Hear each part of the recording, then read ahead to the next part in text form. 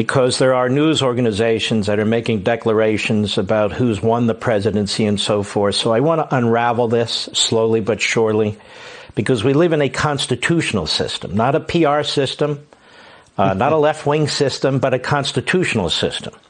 Article 2, Section 1, Clause 2 of the Constitution provides as follows, I quote in pertinent part, "Each state shall appoint in such manner as the legislature thereof may direct a number of electors equal to the whole number of senators and representatives to which the state may be entitled in Congress." In other words, the state legislatures determine how to select their electors. Isn't that what that means?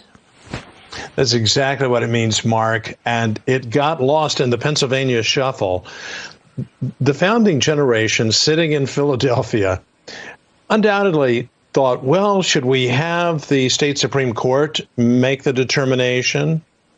No, we want what? This is a very democratic with a small d approach. We want the legislatures, those closest to the people, the state legislatures. They're the bosses, not the governor. And what happened in Pennsylvania over these recent weeks is a constitutional travesty. Governor Wolf tries to get his reforms, his vision, as he was entitled to do, through the legislature of the Commonwealth of Pennsylvania. He failed. He then goes to the state Supreme Court, which by a divided vote accepted the substance of what Governor Wolf was doing and then added their own nooks and crannies as well. Happily, in recent days, we've seen Justice Samuel Alito step in as a single justice. He has the power to do it. And essentially, in a very short order, say the legislature is the boss. What the governor did, this is my interpretation, is utterly unconstitutional. What the Pennsylvania Supreme Court did is utterly unconstitutional. It's just clear as the words that you just read. Exactly right. In fact, to count every vote may be a crime. It may even be a crime under federal law. It's definitely a crime under state law if that is, and here's the key word, illegal. And that's why you see, and it's shameful that Vice President Biden's people and the vice president himself are saying count every vote and selling a lot of T-shirts. That is a potential and an invitation for absolute lawlessness. I know of a situation very quickly where a recently widowed woman knew how her late husband would vote. He was deceased. That's a human tragedy. What's a travesty is she cast his vote for him. We call that absentee ballots? No, we call that an illegal ballot.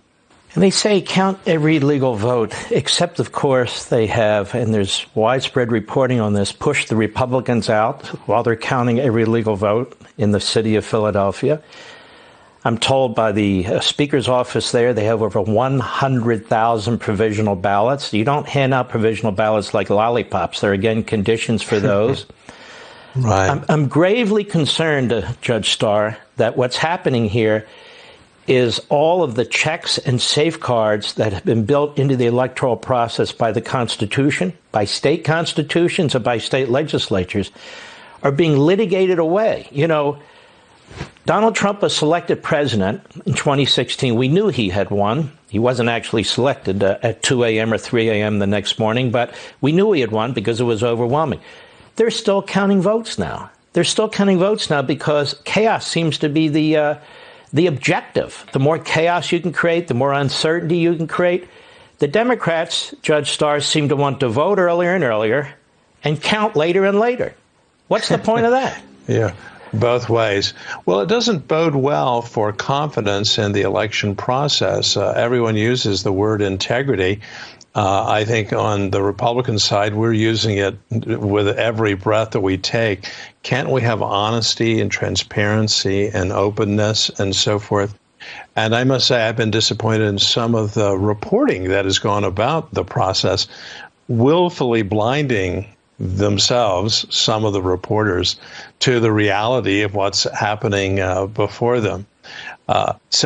Yes, what's happening, I think, in a limited number of cities, but they're all large cities, and certainly two of those large cities have a history, Detroit and Philadelphia, a sordid history of voter fraud and convictions. We're not talking about allegations and political rhetoric.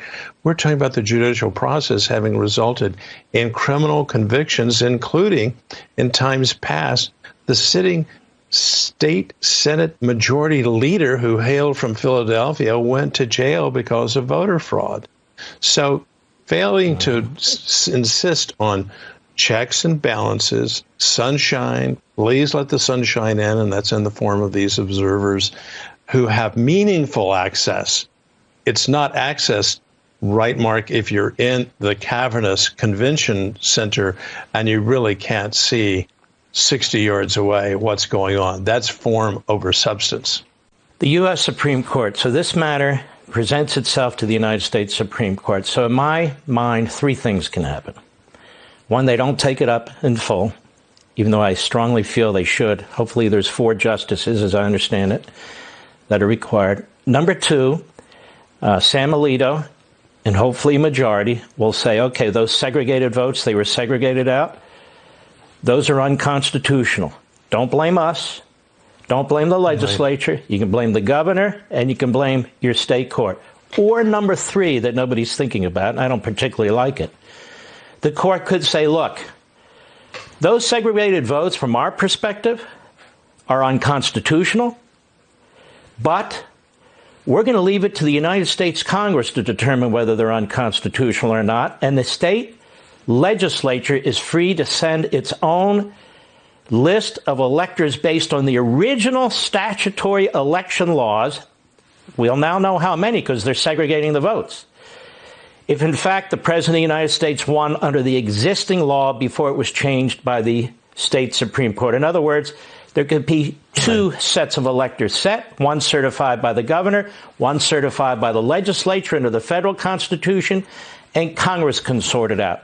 What do you think of those 3 possibilities? Right. Heaven forbid for 2 of them. On the one that I think is the more or most likely is that the Supreme Court will now do its duty in the Pennsylvania case, because it was very clear from the outset that what the governor did and what the state Supreme Court did was utterly unconstitutional. So it's a lawless act. And at this stage, the Supreme Court has a solemn duty, in light of the nature of the issue and the stakes at hand, has to take the case. And I think, by the way, the earlier determination by Justice Alito to call a halt to any counting, if that had begun, of these set-aside ballots, the ones that I view as illegal. They're just illegal. They don't and should not count. His determination to do that is a signal. It's not an assurance, but it's a signal that a majority of the Supreme Court would uphold what Justice Alito has done. We'll see. That's a guess, but it's a reasonably educated guess.